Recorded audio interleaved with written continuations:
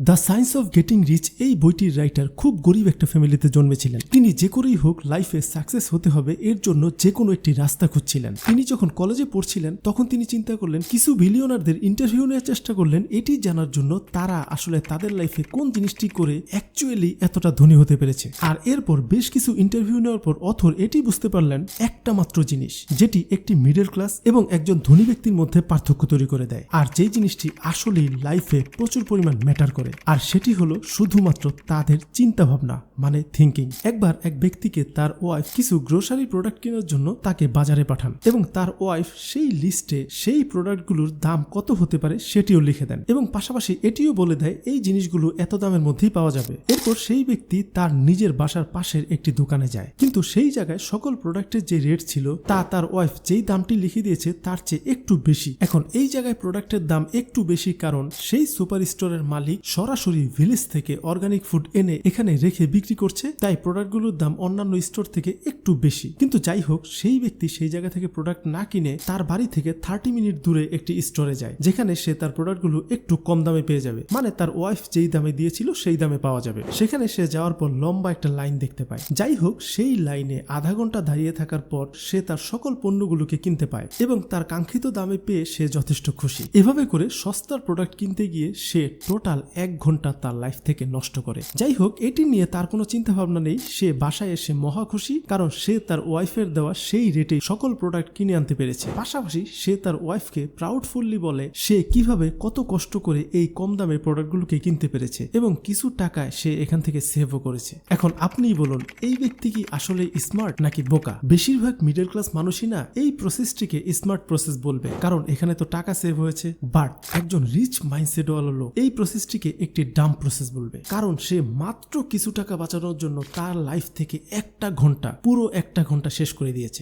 মানুষের সময় বহু মূল্যবান জিনিস, এই সময় একবার গেলে কখনোই ফিরে পাওয়া যাবে না। তাই সেই ব্যক্তির উচিত ছিল এই 1 ঘন্টায় কিছু টাকা সেভ না করে অন্য এমন কিছু শিখা যেই জায়গা থেকে তার বহুগুণ টাকা বেশি আসার কথা। আর এই মাইন্ডসেটের ডিফারেন্সটাই একটা পোর ব্যক্তিকে পোর রেখে দেয় আর একটা রিচ ব্যক্তিকে আরো রিচ বানায়। মিডল ক্লাস মাইন্ডসেট হলো লোক সব সময় দেখবেন টাকা বাঁচানোর ক্ষেত্রে ফোকাস থাকে, আর অপরদিকে একজন রিচ মাইন্ডসেট হলো লোক সব সময় টাকা কিভাবে কামানো যায় সেই দিকেই ফোকাস থাকে। দেখুন, আপনারা কেউ আমাকে ভুল বুঝবেন না, টাকা সেভ করা অবশ্যই অনেক ভালো কাজ, কিন্তু শুধুমাত্র সেভিং এই সব ফোকাস দিয়ে দিতে হবে এটি ভুল। একজন রিচ মাইন্ডসেট হলো লোক তার ম্যাক্সিমাম ব্রেন পাওয়ার, ম্যাক্সিমাম এনার্জি খরচ করে টাকা কিভাবে আয় করা যায় সেই প্রসেসটি শেখার ক্ষেত্রে এবং অ্যাপ্লাই করার ক্ষেত্রে। তারা ডিসকাউন্টের প্রোডাক্ট কেনার জন্য তার মূল্যবান সময়কে কখনোই নষ্ট করে না, কারণ তারা তাদের টাইমের ভ্যালু খুব ভালো করেই জানে। তারা এটি সবসময় মনে রাখে, টাইম ইজ মানি। তারা ডিসকাউন্টের প্রোডাক্ট কিনতে গিয়ে আধা ঘন্টা বা 1 ঘন্টা নষ্ট করার চেয়ে তারা এটি ভাবে ওই 1 ঘন্টায় আমি এমন কোনো কাজ করব যেই কাজ থেকে এমন একটা রেজাল্ট আসবে আমি চাইলে সেই ডিসকাউন্টের প্রোডাক্ট মেইন দামে অনেকগুলো কিনতে পারবো। দেখুন, ওই গ্রোসারি কিনা সেই ব্যক্তির যদি রিচ মাইন্ডসেট হতো তাহলে সে তার বাসার কাছে সেই দোকান থেকে একটু বেশি টাকা খরচ করে প্রোডাক্ট কিনে বাসায় এসে এমন কোনো স্কিল শিখতো যেই স্কিলকে কাজে লাগিয়ে সে বহু গুণ টাকা আয় করতে পারত। দেখুন, একজন স্মার্ট ব্যক্তি আজ এটি খুব ভালো করেই জানে মানুষ ঘরে বসে বসে ডিজিটালি অনেক কাজ করে হাজার হাজার ডলার আয় করছে। যাই হোক, এই ভিডিওটি পুরোটি শেষ পর্যন্ত দেখতে থাকুন, অনেক মূল্যবান কথা এই ভিডিওটিতে রয়েছে। তার আগে প্লিজ ভিডিওটিতে একটি লাইক করতে ভুলবেন না। সবার প্রথম কথা হলো, একজন রিচ মেন্টালিটি ওয়ালা লোক সে যে জিনিসটি শিখে সেটি যত দ্রুত সম্ভব ফাস্ট এক্সিকিউশন করে, আর এটি অনেক বড় একটা ডিফারেন্স তৈরি করে দেয় একজন সাকসেসফুল এবং একজন আনসাকসেসফুল মানুষের মধ্যে। দেখবেন, একজন আনসাকসেসফুল লোক সব সময় নিজের কাজকে না পারফেক্ট করার জন্য সে সব সময় বিভিন্ন দিকে দৌড়াতে থাকে এবং দৌড়াতে দৌড়াতে এমন একটি অবস্থা সে আর কখনো তার কাজটি শুরুই করতে পারে না। অপরদিকে একজন রিচ ব্যক্তি যে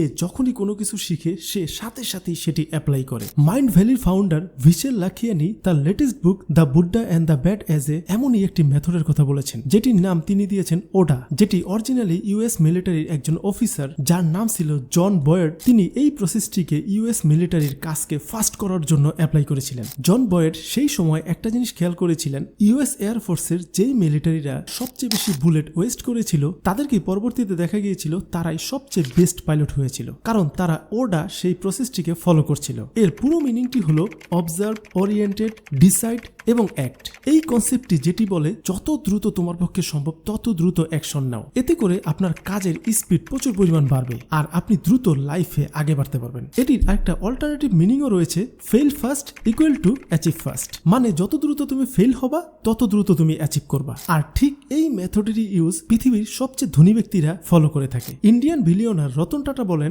আমি শুরুতেই রাইট ডিসিশন নেওয়াটাকে সম্পূর্ণ বিশ্বাস করতে পারি না। আমি সবার প্রথমে যে কোনো একটা ডিসিশন নেই আর এরপর এটিকে যে করেই হোক কমপ্লিট করি। মানে আমি একটা ডিসিশন নেই কোনো একটা কিছু করার, এরপর পথের মাঝে অনেকবার ফেল হই এবং সেটিকে সলভ করে আমি আমার কাজে সাকসেস হই, এটিই আমার প্রসেস। ধরুন খুব সকালে আপনি ঘুম থেকে উঠে গোসল করতে গিয়েছেন, সেই সময় হঠাৎ করে আপনার মাথায় একটা ইউনিক বিজনেস আইডিয়া চলে আসলো এবং বিজনেসটি ছিল এমন, এই বিজনেসটির কারণে বহু মানুষের অনেক উপকার হতে পারে। এরপর আপনি সাধারণত যে জিনিসটি করে থাকতে পারেন সেটি হলো আপনি সেই বিষয়টি নিয়ে সাথে সাথে রিসার্চে বসে যাবেন। আপনি ইউটিউব অথবা গুগলে এই বিষয়টি নিয়ে ডিটেলসে জানার চেষ্টা করবেন আর এরপরই আপনি বুঝতে পারেন এই প্রসেসটি কমপ্লিট করতে অনেকগুলো স্টেপ আপনার পার হতে হবে। আর ঠিক তখনই আপনি হঠাৎ করে আটকে যান। আপনি সেই সময় ভাবতে থাকেন, আরে এই স্টেপগুলো তো আমি ভালো করে জানিই না, এগুলো হয়তোবা অনেক কঠিন, আমাকে দিয়ে মনে হয় এগুলো সম্ভব হবে না, আমি আসলে এই কাজটি পারবো না। যেমন ধরুন কেউ একজন একটা অ্যাপ তৈরি করবে, ব্যাস সে তো মহা খুশি, একটা অ্যাপ তৈরি করলে অনেক ভালো ইনকাম হবে। তারপর সে যখন অ্যাপটা মেক করতে যায় তখনই সে দেখে তার প্রোগ্রামিং শিখতে হবে,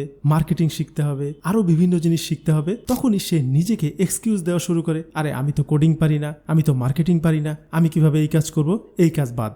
কিন্তু একটা রিচ মাইন্ডসেটওয়ালা লোকের এই এক্সকিউজগুলো না মাথায় আসেই না। সে যখনই চিন্তা করে আমি একটা অ্যাপ তৈরি করব, সে সাথে সাথেই যখন দেখতে পায় তার কোনো একটা প্রোগ্রামিং ল্যাঙ্গুয়েজ শিখতে হবে, সে সেটিকে শিখতে বসে যায়। পাশাপাশি সেই অ্যাপটিকে কিভাবে মার্কেটিং করতে হবে সে সেটিও শিখতে থাকে। ব্যাস 1-2-3 মাস তার সেই অ্যাপটি তৈরি হয়ে যায়। এর মাঝে অনেক ভুল হয়, সে সেটিকে সলভ করে নেয়। এরপর যখন অ্যাপটিকে মার্কেটিং করতে যায় সেই জায়গায় সে অনেক ভুল করে সলভ করে ফেলে। আর এভাবে করে 6 মাস বা 1 বছর পর সেই রিচ মাইন্ডসেটওয়ালা ব্যক্তি কিন্তু সাকসেস হয়ে যায় আর আমরা সেখানেই পড়ে থাকি। আর এই পয়েন্টটিতে এই জিনিসটি আমি আপনাদের বোঝাতে যাচ্ছিলাম, টেক অ্যাকশন ফার্স্ট। যে করেই হোক যে কোনো একটা জিনিসের না সাথে সাথে অ্যাকশন নিতে হবে, কোনো জায়গায় কোনো কিছু চিন্তা করে বসে যাওয়া যাবে না। হ্যাঁ, তবে এই জিনিসটি চিন্তা করা যেতে পারে আপনি সেই কাজটি করবেন কি করবেন না, কিন্তু যদি আপনি সেই কাজে ইন্টারেস্টেড হন তাহলে কোনোভাবেই নিজেকে আটকে ফেলা যাবে না। যে করেই হোক কিছুদিন সময় লাগুক, কিছু মাস সময় লাগুক, সেই কাজটিকে কমপ্লিট করে ফেলতে হবে। আপনাদের ডোনাল্ড ট্রাম্পের একটা স্টোরি শেয়ার করি, তার রিয়েল লাইফ স্টোরি। সে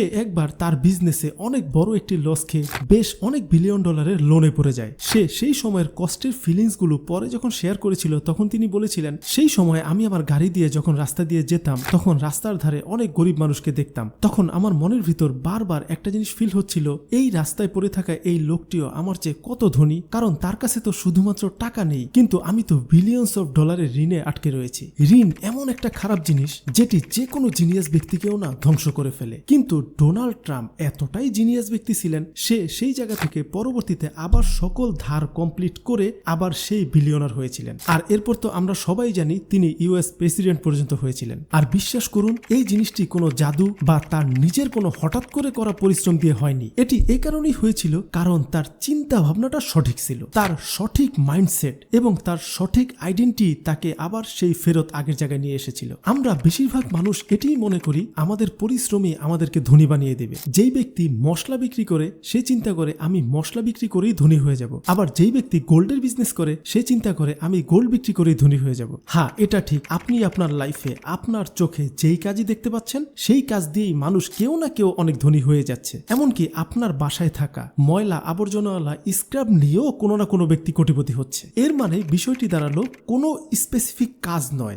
মানুষের মাইন্ডসেট এবং তার ক্যারেক্টারই তাকে ধনী হওয়া পর্যন্ত নিয়ে যায়। ধনী লোকেরা প্রচুর অবসেসিভ হয়। ধনী লোকদের একটা আজব অভ্যাস রয়েছে, তারা যখনই কোনো প্রবলেমে পড়ে তখন যতক্ষণ পর্যন্ত সেই প্রবলেমটিকে সলভ না করতে পারে তারা এই মাথায় প্রবলেমটিকে রেখেই যে করেই হোক এটিকে সলভ করেই ফেলে। ওয়ালমার্টের ফাউন্ডার স্যাম ওয়ালটন পৃথিবীর সবচেয়ে ধনী ব্যক্তিদের মধ্যে একজন, কিন্তু তাকে না সবসময় একটা কাজ করতে দেখা যেত ওয়ালমার্টের ভিতরে। সে যখনই ওয়ালমার্টের কোনো স্টোরে আসতো তখন সে সাথে সাথেই এক জায়গায় দাঁড়িয়ে চুপচাপ সকল কিছু অবজার্ভ করতে থাকতেন, কারণ তিনি সবসময় এটিই চাইতেন তার এই স্টোরগুলোতে আসলে রিয়েল ওয়ার্ল্ডে কি হচ্ছে, এখানে মানুষ আসলে কিভাবে কিনছে, সেলসম্যানরা কিভাবে আসলে প্রোডাক্টগুলোকে সেল করছে, শপিং কার্ডের ডিজাইন কেমন হবে, অথবা স্টোরের ব্যাকগ্রাউন্ড মিউজিক কি হবে, এই জিনিসগুলো পর্যন্ত তিনি খুব সূক্ষ্মভাবে খেয়াল করতেন প্রতিটি সময়ে। এখন অনেকেরই কোশ্চেন ছিল এই জিনিসগুলো তিনি নিজে কেন অবজার্ভ করেন? সে তো চাইলে হাজারো লোক রেখে দিয়ে এই কাজগুলো করাতে পারতেন, তারপরও তিনি কেন এই কাজটি নিজে করেন? তিনি পরবর্তীতে একটা ইন্টারভিউতে বলেছিলেন, আমি আসলে এই কাজটিতে না অবসেসড হয়ে গিয়েছি, মানে আমার ধ্যান জ্ঞান সবকিছু মিলেই না এই কাজটিই থাকে। ধনী লোকদের না এই জিনিসটিতে কিছুই যায় আসে না অন্য মানুষেরা তার সম্বন্ধে কি ভাবছে। দেখবেন একজন ধনী ব্যক্তির যদি চা খেতে ইচ্ছা করে তাহলে সে দেখবেন যে কোনো জায়গায় না চা খাচ্ছে, সে জায়গা ভেদে কফি খেয়ে নিজেকে কুল দেখানোর চেষ্টা কখনোই করবে না, কারণ কুল দেখানোর জন্য যে একটা চিন্তা করতে হয় এই চিন্তাটিও সে করবে না। সে শুধুমাত্র তার কাজকে নিয়েই না অবসেসড, তার বাইরের কোনো জিনিস মাথায় আসবেই না। যদি আপনার আমার এই জিনিসটি আসে তাহলে বুঝে নিন আমরা কাজের রাইট ট্র্যাকে নেই।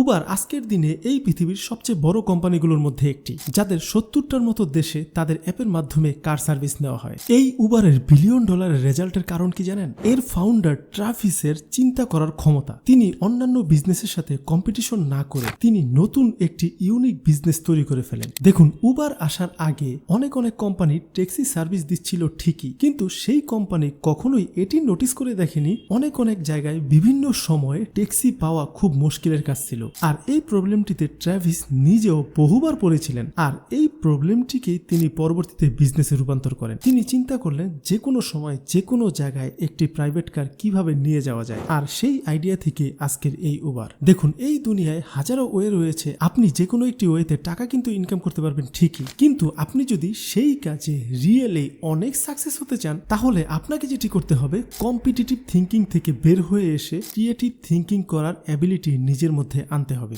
দেখবেন ছোটবেলা থেকেই আমাদেরকে না একজনের সাথে আরেকজনের কম্পিটিশন করে নিজেকে জিততে হয়, আর এই জিনিসটি সেই ছোটবেলা থেকে আমাদের ব্রেনে ভালো করে ঢুকে যায়। পাশাপাশি ক্যারিয়ারের ক্ষেত্রেও আপনি যদি জব করতে চান সেই জায়গায়ও আপনার আরেকজনের সাথে কম্পিটিশন করতে হবে, আর এই ধরনের কম্পিটিশনের প্যাচে পড়ে আমাদের মাথায় না ক্রিয়েটিভ চিন্তা করার ক্ষমতাটাই হারিয়ে যায়, আর আমরা আমাদের সামনে ব্রিলিয়েন্ট অপরচুনিটিকেও না দেখতে পাই না।